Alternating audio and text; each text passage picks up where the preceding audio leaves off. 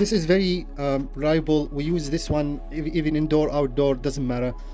And it's also needs to keep eye on it just in case if there is any leak from here. So this is how simple is this. Like those are Butane gas, and this one, yeah, it's almost empty. I'll get a new one for this.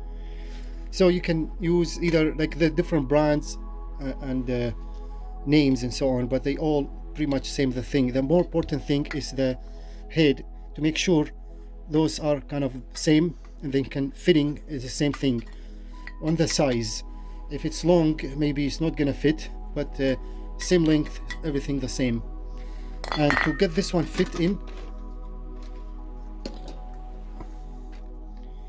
so here is, you see, it has this opening thing, goes this way like that. See, do not turn it this way because it's not gonna work. See, just like that. First, let's show you how this one works. So first of all, when you push that one down, you can see this one will pull this way. In case of those got any leak or they don't fit good, you need to adjust it from here just a little bit. So yeah, this one looks okay for now, but this one, if it's twisted, if it's like twisted that way, pushed, grab pliers and then make it straight, you know, kind of push it this way a little bit so it has it's tight enough. See, just like that. So let's put this one in just like that, and then to lock it in and then push it this way.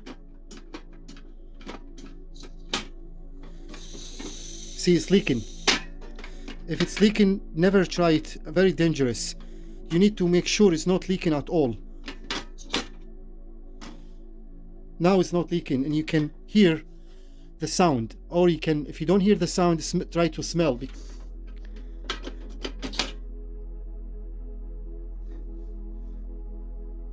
It's always locked in, no smells, no leaking. And to operate this, very simple, and you can see, turn this one just like that.